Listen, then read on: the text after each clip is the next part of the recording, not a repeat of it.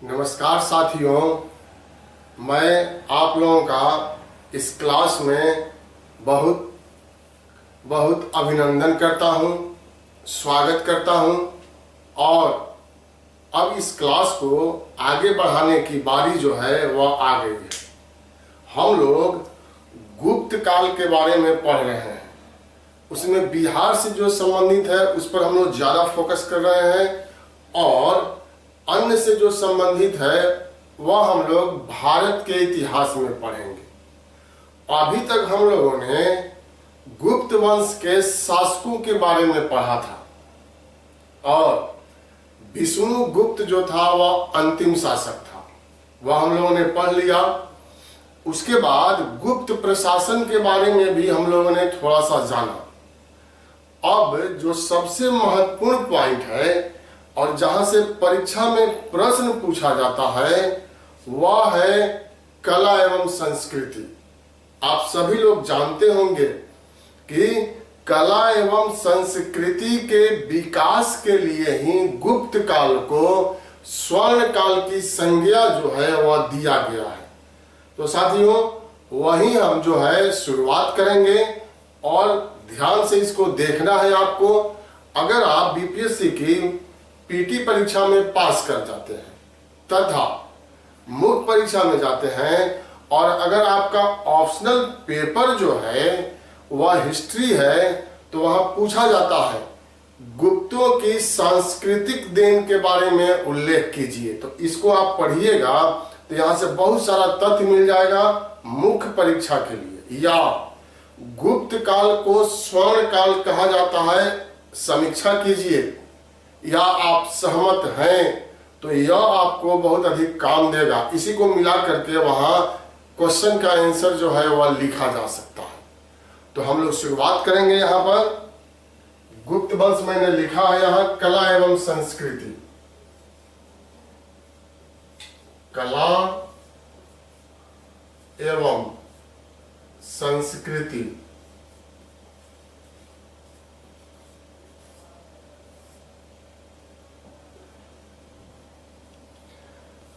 इसी के लिए स्वर्ण काल की संज्ञा दे दी गई है। देखिए, कला एवं संस्कृति का प्राचीन काल की बात करें तो वह हड़प्पा सभ्यता से ही चला आ रहा है।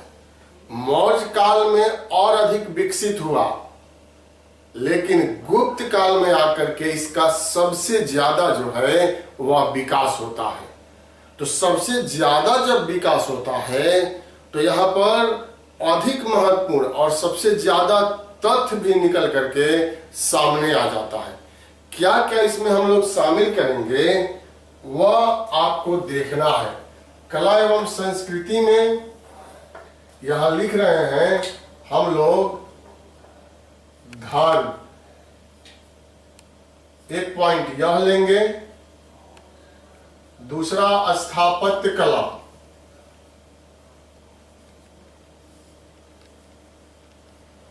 इसके बारे में चर्चा करेंगे। तीसरा चित्रकला,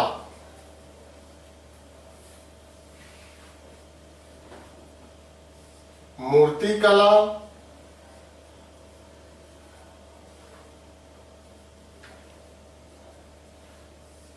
विज्ञान एवं तकनीक,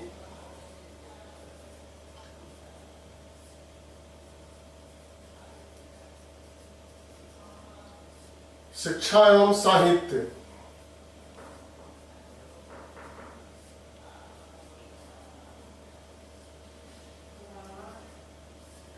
इन्हीं सब चीजों की चर्चा जो है साथियों हम लोग करेंगे यहाँ पर।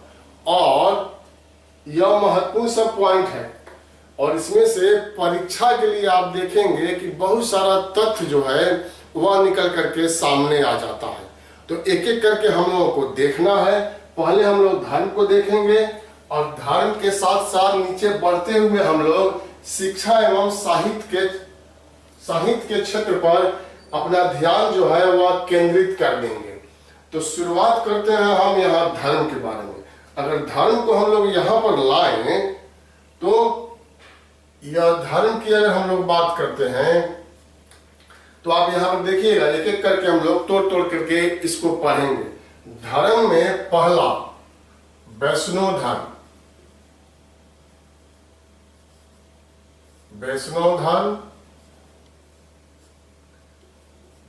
दूसरा शैव धर्म,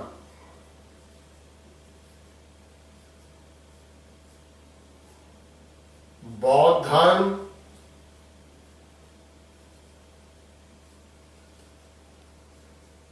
तो जैन धर्म भी होगा।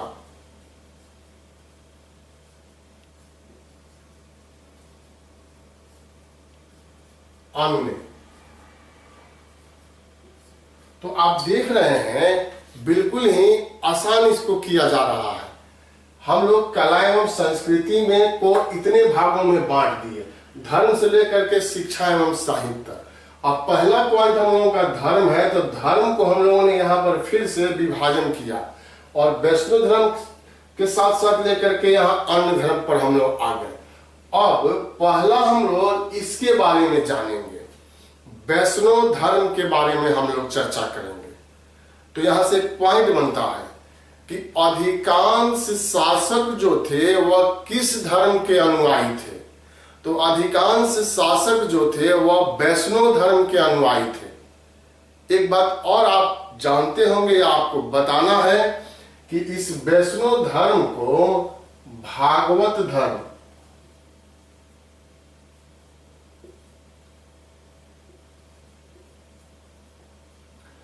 भागवत धर्म के नाम से भी हम लोग जानते हैं।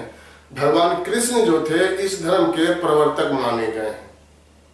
पढ़ा जाता है वैष्णव धर्म में, तो सबसे महत्वपूर्ण स्थान गुप्त काल में वैष्णव धर्म या भागवत धर्म का था।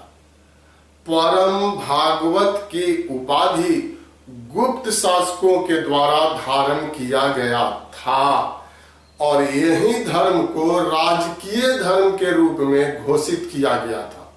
तो अगर परीक्षा में पूछे कि अधिकांश शासक किस धर्म के थे, तो आंसर क्या होगा? यहाँ भागवत धर्म जो है वह हो जाएगा, या वैष्णव धर्म जो है वह हो जाएगा। या दूसरा क्वेश्चन यहाँ पर पूछ दे कि गुप्त वंश के शासकों ने किस धर्म को राजकीय धर्म के रूप में स्थापित किया था, तो वहां पर भी वही आंसर होगा, भागवत धर्म या वैष्णव धर्म। अब यह कह देने से तो होगा नहीं, अब इसको हम लोगों को प्रमाणित करना होगा कि हाँ, यह कुछ साक्ष्य हम लोगों को बतलाना होगा। तो यह स्थापत्य कला हमने यहाँ लिखा है, और स्थापत्य कला के बारे में जब हम लोग पढ़ेंगे तो इस धर्म से संबंधित भगवान विष्णु की मूर्ति जो है वह बनाया गया है। विश्व प्रसिद्ध है दशा अवतार का मंदिर जो झांसी में है। झांसी के देवगढ़ में अनेक प्रकार के भगवान विष्णु का मूर्ति और मंदिर जो है वह बनाया गया था। तो साथियों, इनके सिक्कों से भी पता चलता है, जैसे समुद्रगुप्त ने गरुड़ प्रकार के सिक्का को जारी किया था। सवारी है भगवान विष्णु की, इसीलिए माना गया कि वह भी वैष्णव धर्म का अनुयायी था। तो इस रूप में हम लोग कह सकते हैं कि यह धर्म पहले स्थान पर स्थित था। अब दूसरा यहां देख रहे हैं हम लोग शैव धर्म, जो भगवान शिव की उपासना करते हैं, उनके आराधना में लीन रहते थे, उन्हीं लोगों को शैव कहा गया और धर्म को शैव धर्म के नाम से संबोधित कर दिया गया। यहां पर आपसे अगर परीक्षा में पूछ दे, बिल्कुल आसान क्वेश्चन है कि भारत का शेक्सपियर किसको कहा जाता है, तो आपका जवाब क्या होगा? कालिदास को कहा जाता है। और कालिदास जो है भगवान शिव के बहुत बड़े भक्त थे। चंद्रगुप्त द्वितीय का मंत्री था हस्तिन, वह भी शैव धर्म का बहुत बड़ा अनुयायी था। साथियों, वीरसेन जो थे वह भी शैव धर्म के अनुयायी थे और उदयगिरी की पहाड़ियों में शैव भिक्षुओं के रहने के लिए गुफा का निर्माण कराया था। जैसे हम लोग पढ़े हैं ना कि अशोक और उसके पौत्र दशरथ ने आजीविकों के लिए गया में गुफा का निर्माण कराया। उसी तरह से वीरसेन का जो नाम आता है, इन्होंने भी शैव धर्म के भिक्षुओं के लिए गुफा का निर्माण उदयगिरी की पहाड़ी में कराया था। तो यह एक महत्वपूर्ण तथ्य है।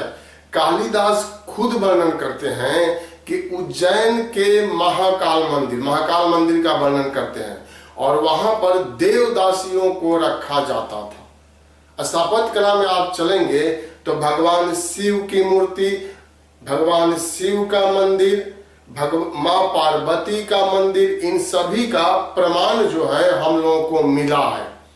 इसलिए यह स्पष्ट हो जाता है। आपने देखा कि कार्तिकेय प्रकार का मयूर शैली का सिक्का जारी किया गया, जो सब शैव धर्म को इंगित करता है।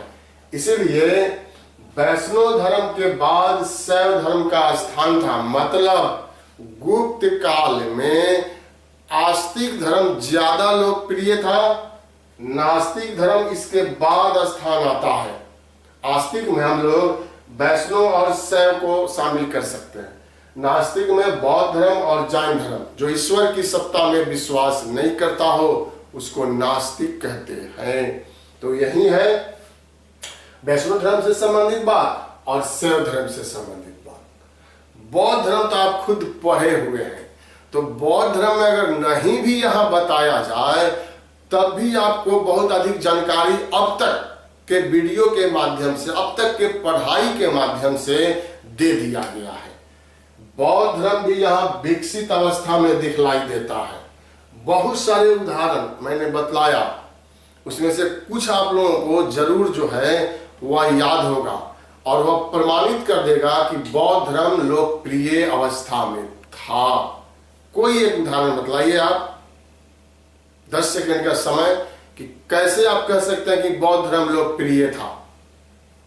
तो साथियों, यहां पर आप देखिए बौद्ध धर्म, फाहियान। फाहियान का नाम आप लोगों ने सुना होगा। पहला चीनी यात्री जो भारत आया, यह बौद्ध धर्म का भिक्षु था। चंद्रगुप्त द्वितीय के समय में आया था। इसका मूल उद्देश्य था यहां से बौद्ध ग्रंथों को चीन ले जाना, बौद्ध धर्म स्थल का भ्रमण करना और बहुत सारी जानकारी जो है वह प्राप्त कर लेना। क्योंकि इसकी ग्रंथ है, हम लोग पहले चर्चा कर चुके हैं। तो यह साबित करता है कि बौद्ध धर्म विकसित अवस्था में था। दूसरा और ज्यादा महत्वपूर्ण अगर हम लोग बात करें तो बताइए दूसरा पॉइंट क्या होगा जो काफी महत्वपूर्ण है और वह साबित करता है कि बौद्ध धर्म यहां विकसित अवस्था में था। तो हम यहां लिख रहे हैं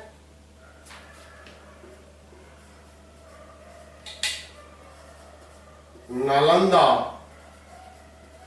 महाविहार। नालंदा महाविहार की स्थापना इसी समय में किया गया था और यह तो आप लोग जानते हैं कि नालंदा महाविहार का संस्थापक कौन था? गुप्त वंश का ही शासक था और यह था कुमार गुप्त प्रथम। तो इससे भी स्पष्ट हो जा रहा है कि बौद्ध धर्म यहाँ विकसित अवस्था में था। इसी समय गुप्त काल में ही भगवान बुद्ध की सबसे लंबी मूर्ति सुल्तानगंज से प्राप्त हुआ है, धातु निर्मित है। अब तो वर्तमान में चीन में बना दिया गया है, लेकिन पहले जब चीन में नहीं बना था तो सबसे लंबी विश्व की मूर्ति थी धातु की बनी हुई। तो वह भी प्रमाणित करता है कि बौद्ध धर्म यहाँ विकसित अवस्था में था। अमृका देव एक थे, नाम है अमृका।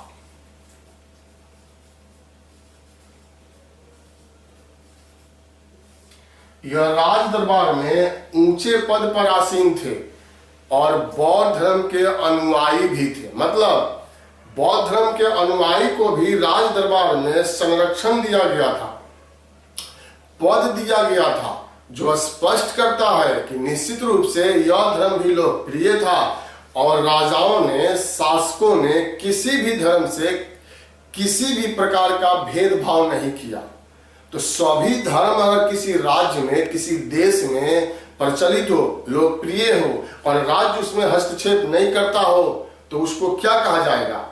धर्मनिरपेक्ष कहा जाएगा। जैसे भारत अपना देश जो है वह धर्मनिरपेक्ष राष्ट्र है।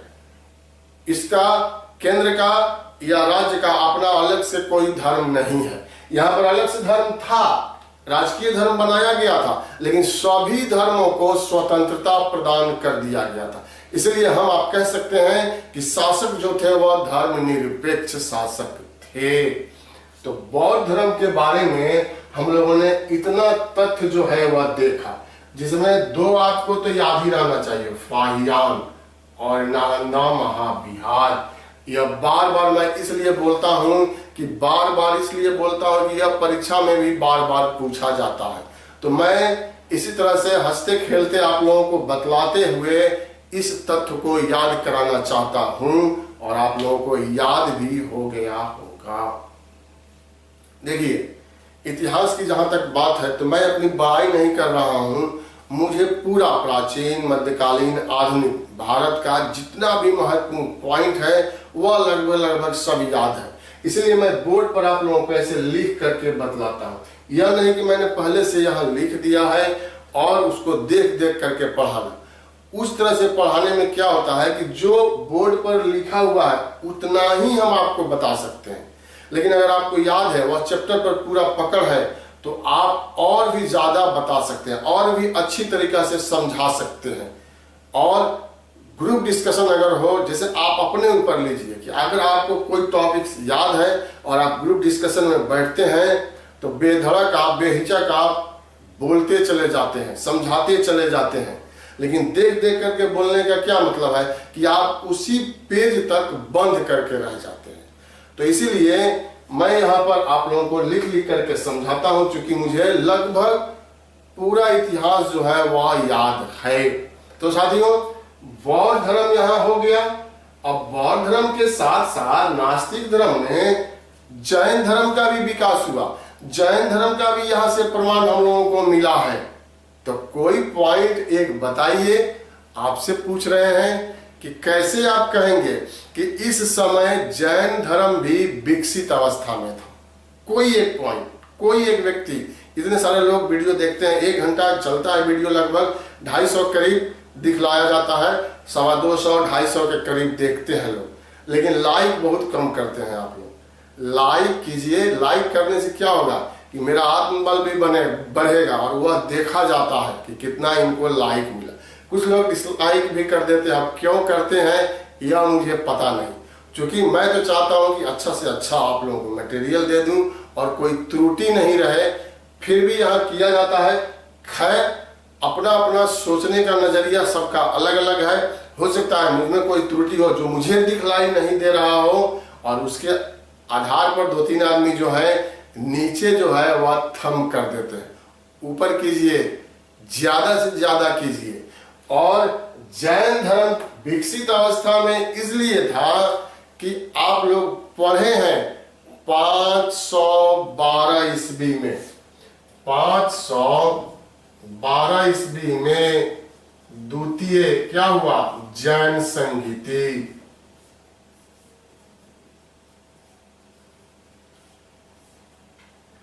द्वितीय जैन संगीति का आयोजन वल्लभी में कराया गया था। गुजरात के वल्लभी में द्वितीय जैन संगीति का आयोजन हुआ था। और आप लोग जानते हैं कि यह चैप्टर जो है वह पढ़ा दिया गया है और यह गुप्त काल से संबंधित है।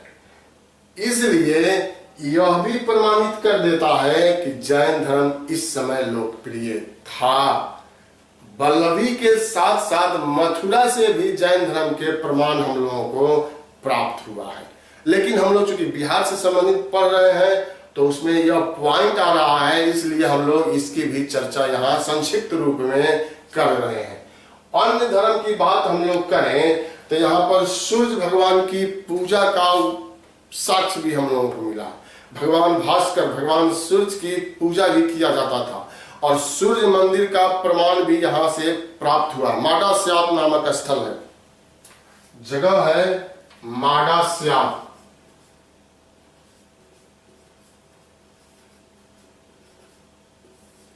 यहीं यह उत्तर प्रदेश के बुलंदशहर जिला में है, माडा से आप, और यहीं से वह प्रमाण जो है हम लोगों को प्राप्त हुआ है। लक्ष्मण का मंदिर का भी प्रमाण हम लोगों को मिला है। कानपुर में एक जगह है भीतर गांव, और वहां से लक्ष्मण के मंदिर का प्रमाण जो है हम लोगों को प्राप्त हुआ है साथियों। तो यह है धर्म से संबंधित बात। कला एवं संस्कृति में हम लोग धर्म से संबंधित पहला पॉइंट जो है वह पढ़ रहे हैं। तो यही है, निकल करके तथ्य यहां पर आया, आप लोगों को समझ में आया होगा। इसमें जो नहीं समझ में आया होगा वह कमेंट बॉक्स में भी आप दे सकते हैं। मैं कोशिश करूंगा कि अगले वीडियो जब मैं लेकर के आऊं तो वहां पर आप लोगों को समझाने का प्रयास जो है करूं। अब इसके बाद हम लोग स्थापत्य कला के बारे में थोड़ा सा चर्चा करेंगे। हालांकि गुप्त काल से संबंधित स्थापत्य कला का प्रमाण जो है वह बिहार में नहीं के बराबर मिला है, उत्तर प्रदेश और मध्य प्रदेश में ज्यादा मिला है। तो यहां पर हम लोग संक्षिप्त रूप में इसकी चर्चा करेंगे। विस्तारित रूप में हम लोग चर्चा भारत का इतिहास जब पढ़ेंगे तो वहां पर करेंगे साथियों।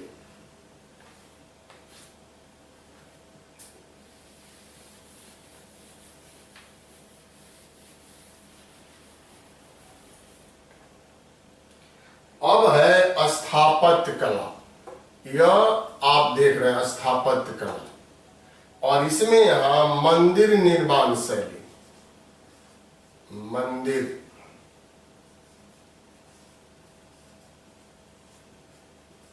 निर्माण, देखिए कला के क्षेत्र में तो हम लोगों का प्रमाण जो है वह हड़प्पा सभ्यता से ही मिलता है। कांसे की नृत्य करती हुई मूर्ति का प्रमाण मोहनजोदड़ो से मिला है, लेकिन जो विकसित अवस्था होता है देखने को मिलता है वह तो गुप्त काल में ही मिलता है। हड़प्पा सभ्यता से हम लोग पढ़ेंगे भारत के इतिहास में कि हड़प्पा सभ्यता से पुरोहित का आवास का प्रमाण मिला है। धार्मिक कार्यों के बारे में जानकारी हम लोगों को मिली है, मंदिर का प्रमाण नहीं मिला है। तो एक पॉइंट बनेगा यहाँ पर, और उसको याद रखना है कि मंदिर का निर्माण सबसे पहले किस काल में हुआ। तो वह काल कौन था? यही था गुप्त वंश का काल। परीक्षा में पूछेगा तो जवाब देना है कि सर्वप्रथम गुप्त काल में मंदिर का निर्माण जो है वह किया गया था। अब कुछ यहाँ मंदिर का बात आ जाएगी, जिसमें सबसे महत्वपूर्ण मंदिर दशावतार का मंदिर है। जैसे यहां देखिए दशावतार,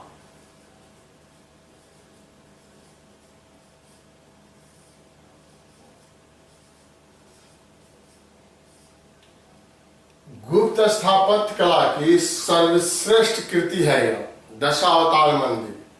और देवगढ़ से, देवगढ़ जो है वह झांसी में है, यहीं से प्राप्त हुआ है। भगवान विष्णु के 10 अवतार, इसलिए नाम दिया गया है दशावतार मंदिर। अब यहां पर भगवान शिव का मंदिर की बात करें, शिव मंदिर,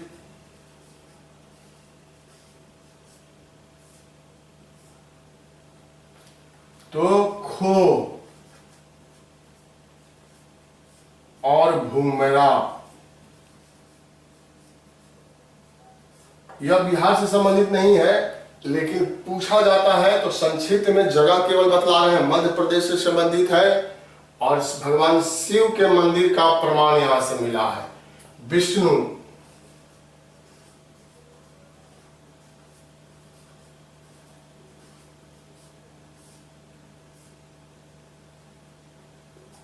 तिगवा आएगा जगह, एमपी में ही है। यह भी विष्णु मंदिर, यह भी विष्णु मंदिर। मां पार्वती का मंदिर,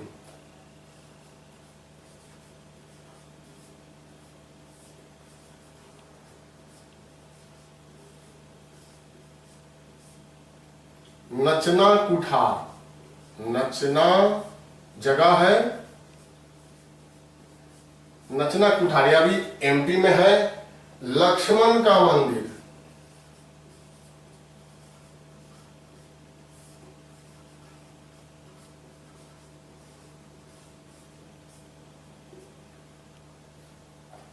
भीतरगांव,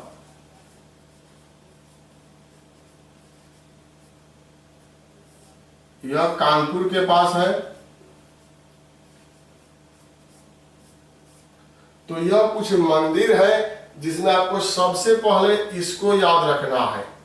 दशा अवतार का मंदिर कहाँ है? तो कभी देगा झांसी तो कभी दे देगा देवगढ़ उत्तर प्रदेश में।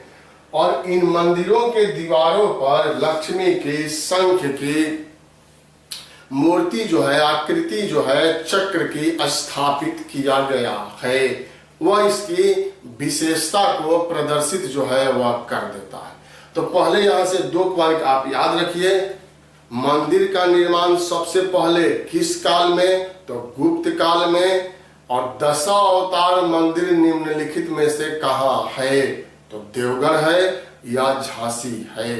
यही है स्थापत्य कला से संबंधित बात। अब इसके बाद यहाँ चित्रकला और मूर्ति कला। तो चित्रकला के बारे में हम लोग संक्षिप्त जानकारी लेंगे। क्योंकि बिहार से इस तरह का प्रमाण नहीं मिला है, बाहर से मिला है, जो गुप्तकालीन है लेकिन बाहर से मिला है। तो थोड़ा सा यहाँ जान लेते हैं। विस्तृत हम लोग भारत के इतिहास में चर्चा कर लेंगे। इसको आप स्क्रीनशॉट लेना है तो ले सकते हैं, अन्यथा हम आगे बढ़ेंगे।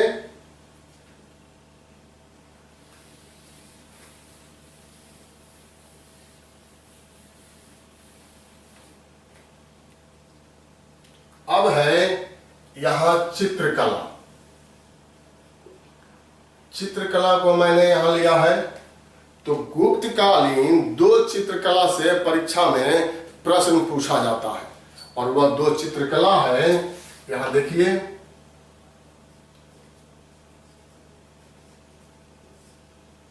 अजंता की चित्रकला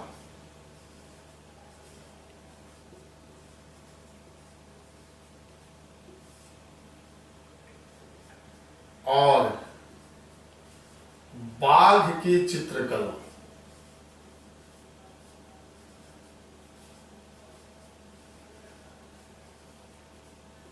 हालांकि यह बिहार का नहीं है, लेकिन संक्षिप्त हम लोग जानेंगे जो बार बार पूछा जाता है। तो क्या क्या इसमें पूछा जा सकता है अजंता की चित्रकला में और बाघ की चित्रकला में, यह आप यहां से देखिए, ध्यान से देखिए। जैसे पहला पूछा जाएगा कि यह अजंता की चित्रकला कहाँ है? तो औरंगाबाद।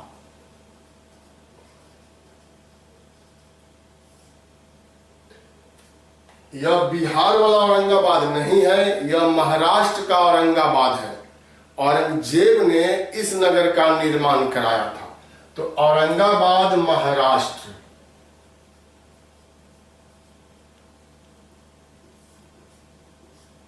अजंता की चित्रकला। अब यहां से कुल कितने चित्रकला जो गुफा के रूप में बना हुआ है यहां था? तो यहां पर 29 था मैं लिख रहा हूं, यहां पर 29 था। लेकिन वर्तमान में कितना सुरक्षित बचा हुआ है? तो वर्तमान में 6 जो है वह सुरक्षित बचा हुआ है। 29 में से 6 ही सुरक्षित बचा हुआ है और यह जुड़वा के रूप में है। जैसे 1, 2, 9, 10, 16, 17, यह जुड़वा है। 1, 2 है, 9, 10 है, 16, 17 है। इसमें विद्वानों का कहना क्या है कि यह 16, 17 जो है वह गुप्तकालीन है। अब समझ में आया आपको कि कुल 29 गुफा जिसमें से 6 शेष बचे। साथियों, यह 16 और 17 जो है यह गुप्तकालीन माना गया है। तो यहां से प्रश्न कैसे पूछता है कि अजंता की चित्रकला औरंगाबाद में, यह तो याद ही रखना है। अब दूसरा इसमें पॉइंट जो निकल करके सामने आएगा वह हम लोगों का होगा कि यह अजंता की चित्रकला जो है वह किस धर्म से संबंधित है। तो बौद्ध धर्म, इसी धर्म से यह संबंधित है। तो यह चित्रकला भी प्रमाणित करता है कि गुप्त काल में बौद्ध धर्म जो था वह लोकप्रिय था। आप इससे साबित कर सकते हैं। अब इसमें ज्यादा कठिन करेगा तो पूछेगा बौद्ध धर्म की किस शाखा से, तो महायान शाखा से हम लोगों को याद रखना है कि बौद्ध धर्म दो भागों में जो बटा था, हीनयान और महायान, तो महायान की शाखा से यह संबंधित था साथियों।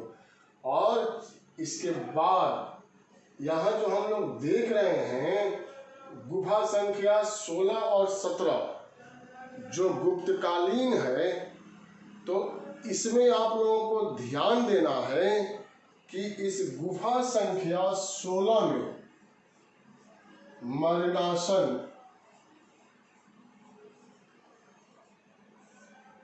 मरणासन राजकुमारी का चित्र बनाया गया है।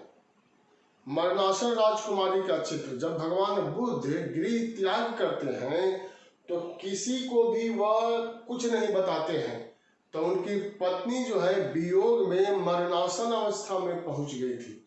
तो उसी रूप में यहाँ दर्शाने का प्रयास किया गया है। गुफा संख्या 17 यह 16 में है और यह 17 में है। यहाँ माता और शिशु का चित्र बनाया गया है, जो देखने से करुणा का भाव, दया का भाव जो है वह प्रदर्शित करता है देखने पर। और अधिक संख्या में चित्र जो है वह गुफा संख्या 17 में ही बनाया गया है। इसीलिए इस गुफा संख्या 17 को चित्रणशाला कहते हैं। चित्रणशाला। अब एक और पॉइंट अजंता की चित्रकला से निकल करके आता है, यह जातक कहानियों पर आधारित है। जातक बौद्ध ग्रंथ है, जैसे यहां आप देख सकते हैं जातक, यह बौद्ध ग्रंथ का नाम है। और इस ग्रंथ में भगवान बुद्ध के पुनर्जन्मों के कहानियों का वर्णन किया गया है। और उसी कहानियों को यहाँ अजंता में चित्र के रूप में अंकित किया गया है। तो यह अजंता की चित्रकला जो है वह जातक कहानियों से प्रेरित जो है वह माना जाता है। तो यही महत्वपूर्ण तथ्य अजंता की चित्रकला से यहाँ के लिए निकल करके सामने आता है। अब बाघ की चित्रकला, यह भी गुप्तकालीन माना गया है। यह बाघ की चित्रकला, तो बाघ की चित्रकला, बाघ नदी, नर्मदा की सहायक एक छोटी नदी है यह बाघ नदी। इसी बाघ नदी के किनारे बाघ नामक गांव, बाघ नामक गांव से यह चित्रकला जो है वह मिला है। इसीलिए इसको बाघ की चित्रकला हम लोग कहते हैं। मध्य प्रदेश में है यह, और यहां से कुल 9 गुफा का प्रमाण हम लोगों को मिला हुआ है। यह जो बौद्ध धर्म आप देख रहे हैं, यह भी बौद्ध धर्म की महायान शाखा से ही संबंधित है। तो दोनों चित्रकला आप देख रहे हैं कि बौद्ध धर्म से संबंधित है, और बौद्ध धर्म में किस शाखा से संबंधित है, तो महायान शाखा से यह संबंधित है। स्पष्ट हो गया?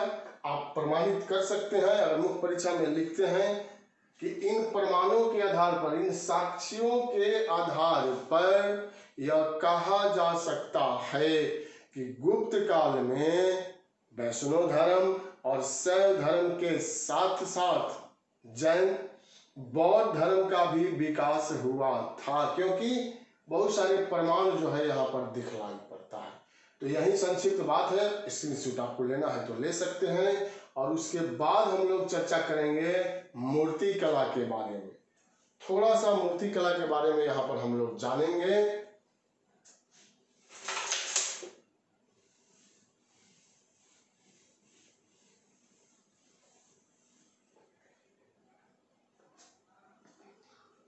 साथियों, यहां मूर्ति कला हम लिख रहे हैं, मूर्ति कला।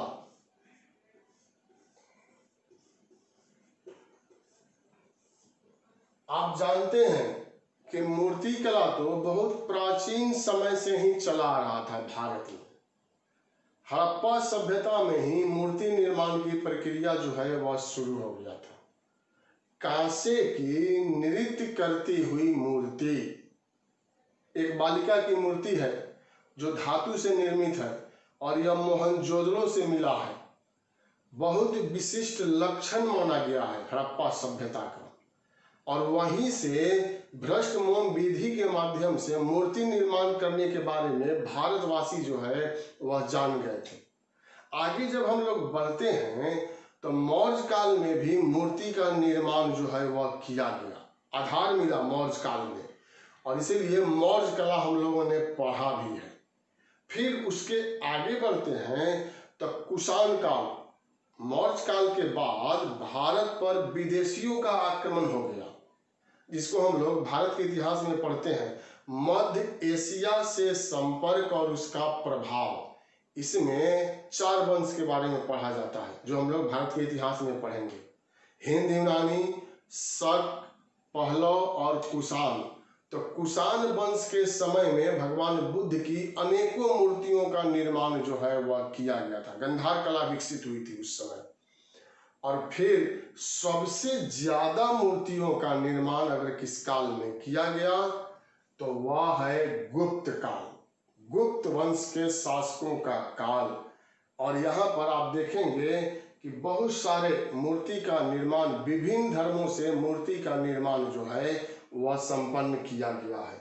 जैसे आप यहाँ देखिए त्रिमूर्ति, त्रिमूर्ति हम लोग कहते हैं ना, ब्रह्मा विष्णु महेश 3 सर्वश्रेष्ठ देवता, और तीनों को मिला करके एक में मूर्ति बना दिया जाता है। तो सबसे पहले त्रिमूर्ति का निर्माण किस काल में किया गया तो वह काल हम लोगों का क्या होगा, गुप्त वंश का काल होगा। और इसी समय में त्रिमूर्ति का निर्माण जो है वह किया गया था। कोई पिक आप देखते होंगे, कैलेंडर वगैरह में देखते होंगे कि आधा शरीर जो है वह माँ पार्वती का है और आधा शरीर जो है भगवान शिव का है। और उस मूर्ति को कहते हैं अर्ध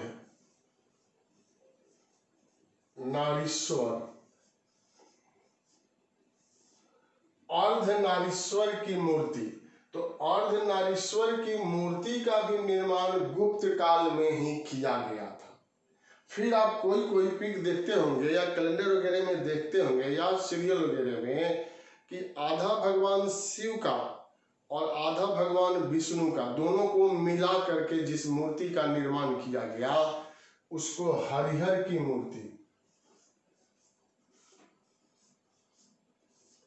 हरिहर मूर्ति के नाम से हम लोग जानते हैं। तो इन सभी मूर्तियों का निर्माण गुप्त काल में किया गया था। गंगा, जमुना, अनेक पशुओं की मूर्ति का निर्माण भी इस काल में हम लोगों को दिखलाई पड़ता है। अन्य देवी देवताओं के मूर्तियों का निर्माण भी गुप्त काल में हुआ। तो हम आप कह सकते हैं कि गुप्त काल में मूर्ति का निर्माण जो है वह चरम उत्कर्ष पर पहुंच गया और इसीलिए इसको स्वर्ण काल की संज्ञा जो है वह दी गई है। अब यहाँ पर बिहार से जो मिला है वह याद रखना है, वह परीक्षा में हम लोगों को पूछा जा सकता है। और यह धातु निर्मित मूर्ति है। बिहार में भागलपुर के समीप सुल्तानगंज।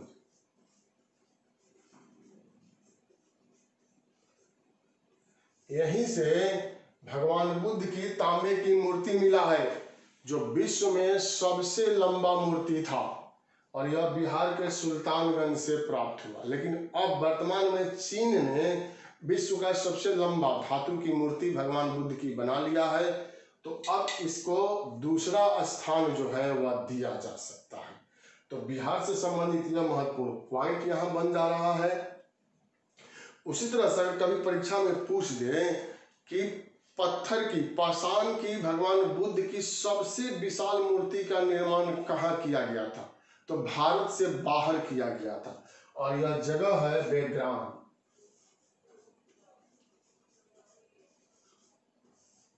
यह बेग्राम है अफगानिस्तान में।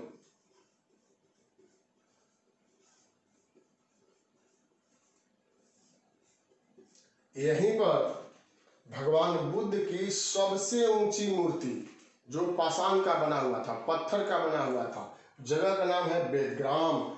लेकिन आप लोग जानते होंगे कि अफगानिस्तान में कुछ समय के लिए तालिबानी सरकार की स्थापना हो गई थी। तालिबानी ग्रुप जो है वह आतंकवादी ग्रुप माना जाता है, और उन्हीं लोगों ने वहां पर नियंत्रण स्थापित कर लिया था, इसीलिए वह धरोहरों को तोड़ रहे थे। और उसी तालिबान सरकार ने बेग्राम में भगवान बुद्ध की मूर्ति को नष्ट कर दिया था।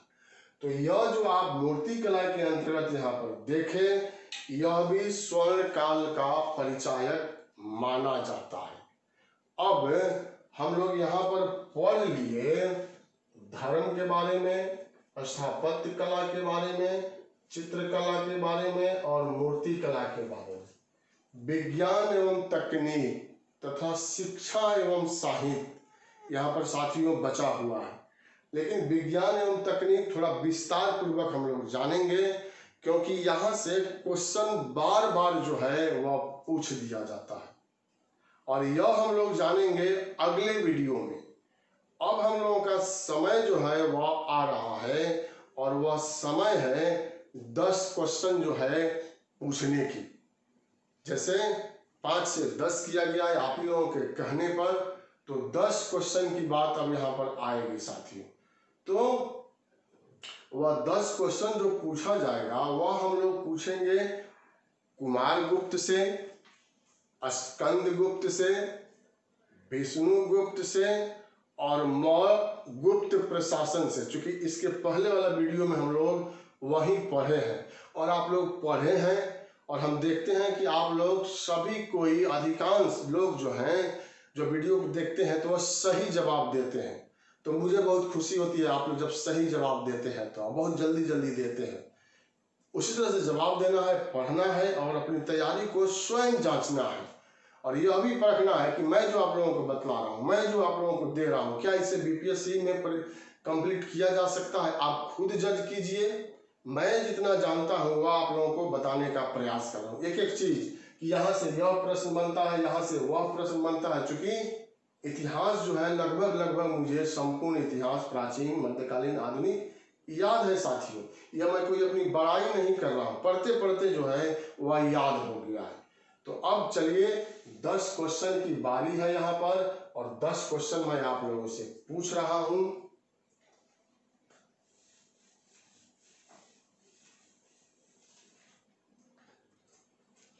पहला क्वेश्चन, नालंदा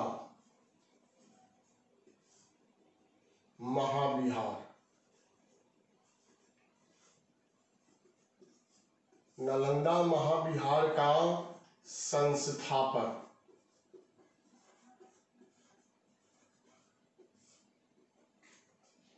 दूसरा,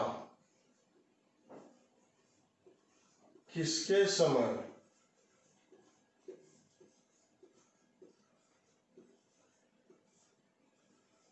हून आक्रमण हुआ।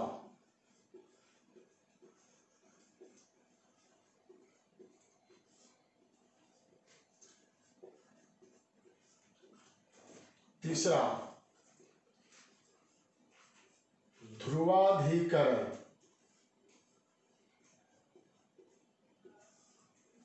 क्या था?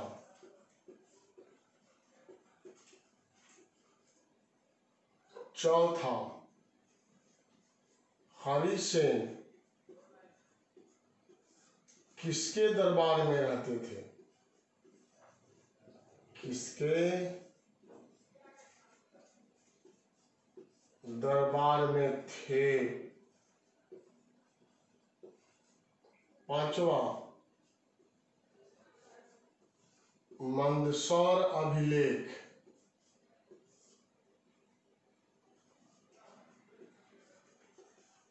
अभिलेख संबंधित है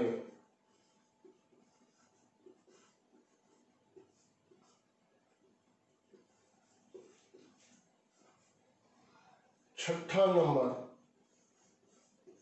हूण आक्रमण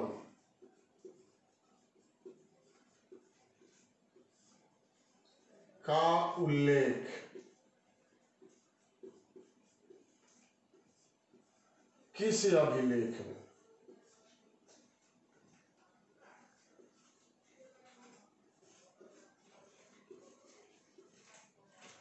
आपको अभिलेख का नाम बतलाना है कि किस अभिलेख में हूण का आक्रमण का वर्णन किया गया है।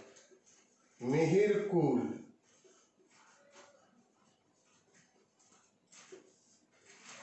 किस धर्म का अनुयायी था? किस धर्म का अनुयायी था? धर्म के बारे में बतलाना है। आठवां, चाट भाट क्या थे? क्या था या थे? आपको बतलाना है। शब्दावली है चाट भाट। नौवा, भू राजस्व कहलाता था।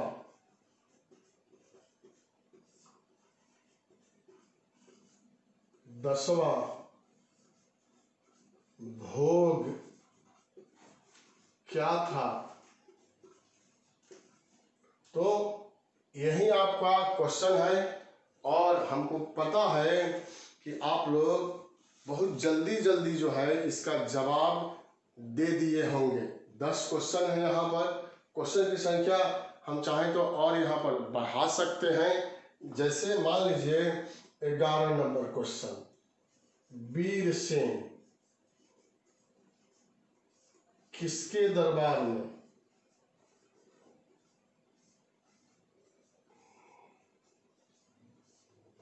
दरबार में थे। 12, क्रमादित्य की उपाधि किसने धारण किया था? महेंद्रादित्य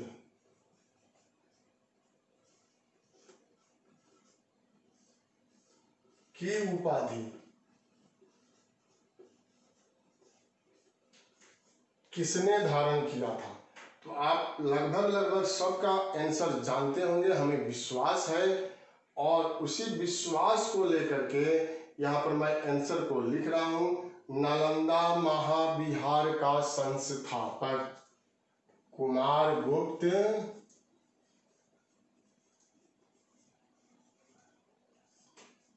प्रथम आंसर हो जाएगा। किसके समय हूण आक्रमण हुआ? स्कंदगुप्त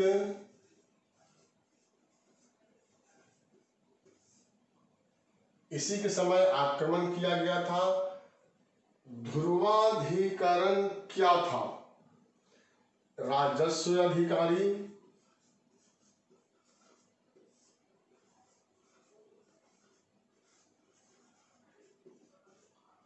हम लोग पढ़े थे मौर्य काल में राजस्व अधिकारी को समहर्ता कहा गया और उसी अधिकारी को गुप्त काल में ध्रुवाधिकरण कहा गया। हरिसेन किसके दरबार में थे? समुद्रगुप्त।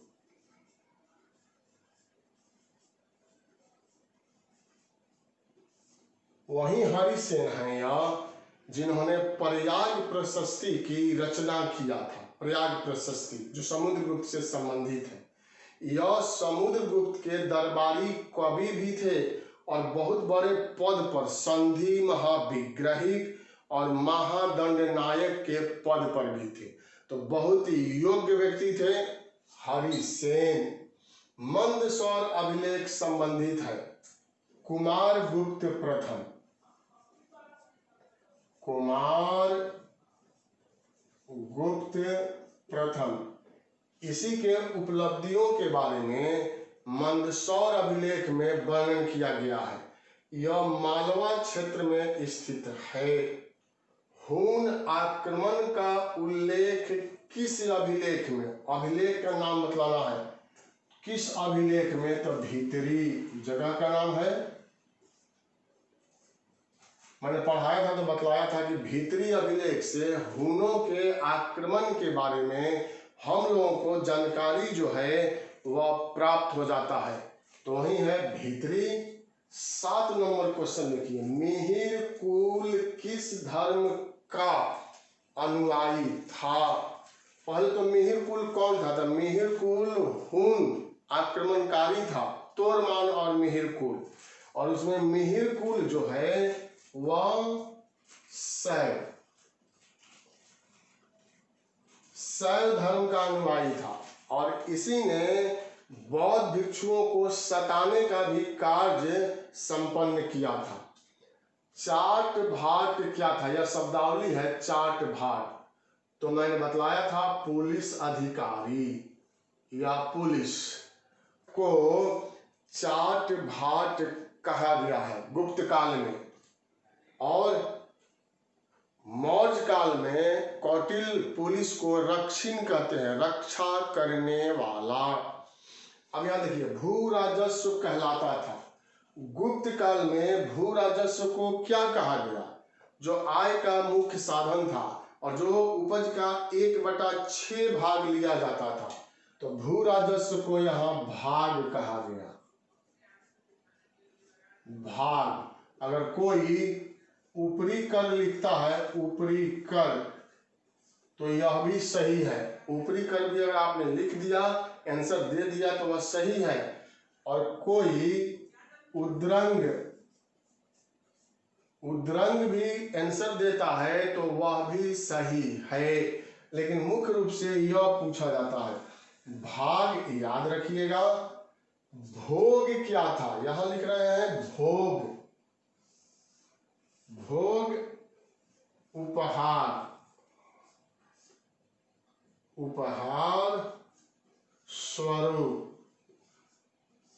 मिलने वाला कर।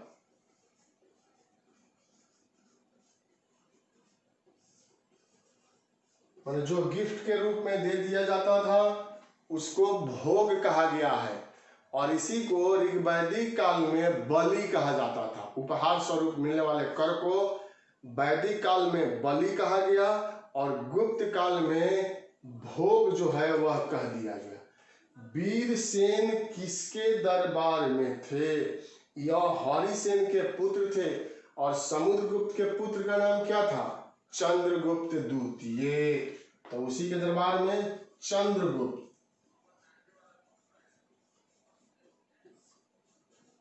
द्वितीय इसी के दरबार में रहते थे। 12 नंबर क्वेश्चन है क्रमादित्य की उपाधि किसने धारण किया था? क्रमादित्य। एक है विक्रमादित्य, तो चंद्रगुप्त द्वितीय ने विक्रमादित्य की उपाधि धारण किया। एक है क्रमादित्य की उपाधि किसने धारण किया था? स्कंदगुप्त ने। स्कंदगुप्त ने क्रमादित्य की उपाधि जो है वह धारण किया था। अंतिम क्वेश्चन है महेंद्रादित्य की उपाधि किसने धारण किया था? तो महेंद्रादित्य, कुमारगुप्त महेंद्रादित्य कहते हैं। तो आंसर हो जाएगा कुमारगुप्त। कुमारगुप्त प्रथम। तो यही हम लोगों का आज का क्वेश्चन है और हमें पूर्ण विश्वास है कि आप लोग वीडियो देख रहे होंगे और सबका आंसर जो है वह सही रूप में दिए होंगे। स्क्रीनशॉट लेना चाहते हैं तो आप यहाँ पर ले सकते हैं साथी। अब मैं आप लोगों को यह बतलाने जा रहा हूँ कि मैं एक और वीडियो बना रहा हूँ बीपीएससी मुख्य परीक्षा के लिए। बीपीएससी मुख्य परीक्षा में कट पॉइंट के साथ मैं 60 से 62, 63 बीपीएससी और 56 से 59 बीपीएससी का कट पॉइंट लेकर के आप लोगों के सामने आऊँगा, जिसमें मुख्य परीक्षा का कट पॉइंट होगा और फाइनल रिजल्ट इंटरव्यू जोड़ करके जो कट पॉइंट बनाया गया और जिस पर विद्यार्थी सफल हुए, तो वह मैं आप लोगों के सामने ऐसे रखते हुए और तब मैं बतलाऊंगा कि मुख्य परीक्षा में किस तरह से आप तैयारी करें तो अच्छे अंक भी आएंगे और आप अच्छे अंक के साथ साथ इंटरव्यू में भी अच्छे अंक किस तरह से प्राप्त कर सकते हैं। आपको आइडिया मिलेगा कि सीट जो है ना वह घटते बढ़ते रहता है बीपीएससी में, लेकिन रिजल्ट जो है वह बनता है तो वहाँ पर कितना अंक का अंतर आ जाता है। कि बहुत सारे लोगों के दिमाग में रहता है कि सीट की संख्या बहुत बढ़ आता है, कट पॉइंट बहुत घट जाएगा। और कभी दिमाग में रहता है कि सीट तो बहुत कम है तो कट पॉइंट जो है वह बहुत अधिक हो जाएगा। तो इन सभी चीज़ों की जानकारी के लिए एक मैं वीडियो आप लोगों के सामने लाऊंगा बहुत जल्द, और उसको आप देखेंगे तो आप उसी के अनुरूप तैयारी करेंगे और तब आपको लगेगा कि नहीं, बीपीएससी तो मैं भी कर सकता हूँ और मैं इसमें पास होकर के अच्छा से अच्छा पद जो है वह प्राप्त कर सकता हूँ। लेकिन वह सब वीडियो जो है वह इसी बीच में लाया जाएगा, उस पर मैं काम कर रहा हूँ, मेहनत कर रहा हूँ कि आपको ज़्यादा से ज़्यादा वह समझ में आए और इस तरह से उसको आपके सामने रखा जाए कि उसको देखने मात्र से आपको आभास हो जाए, आप में एक जिज्ञासा उत्पन्न हो जाए, आत्मसंचार जो है 10 गुना बढ़ जाए, मनोबल ऊंचा हो जाए और आप दृढ़ संकल्प तो हैं ही और हो जाएं और जम करके तैयारी करें कि यह तो मुश्किल काम नहीं है। अगर समय के साथ चलें और इस राज्य की सबसे बड़ी परीक्षा के लिए थोड़ा सा कठिन मेहनत करें तो निश्चित रूप से सफल हुआ जा सकता है। तो यह एक सूचना था आप लोगों को देने के लिए। और इसी तरह से बीच बीच में मुख्य परीक्षा ऑप्शनल पेपर, कभी जीएस, तो कभी इंटरव्यू के बारे में वीडियो जो है वह लाया जाएगा। जो नए विद्यार्थी हैं, जो नए विद्यार्थी जुड़ते चले जा रहे हैं, उनको इससे बहुत अधिक लाभ होगा, क्योंकि वह नए रहते हैं तो उनको आइडिया नहीं रहता है और वह भटके नहीं इधर उधर, समय उनका बर्बाद नहीं हो, इसको ध्यान में रख करके वह वीडियो मैं आप लोगों के लिए लाऊंगा। आज का हम लोगों का यही वीडियो था। अगले वीडियो में हम लोग विज्ञान एवं तकनीक, यह बहुत महत्वपूर्ण पॉइंट है, और शिक्षा एवं साहित्य का अध्ययन करेंगे। एक बार पुनः बहुत बहुत धन्यवाद आप लोगों को, बहुत बहुत शुभकामना। आप लोगों ने वीडियो लाइक कर दिया होगा, शेयर भी कर दिया होगा, हमें विश्वास है, और सब्सक्राइब तो आप करते ही हैं। बहुत बहुत धन्यवाद, बहुत बहुत शुभकामना।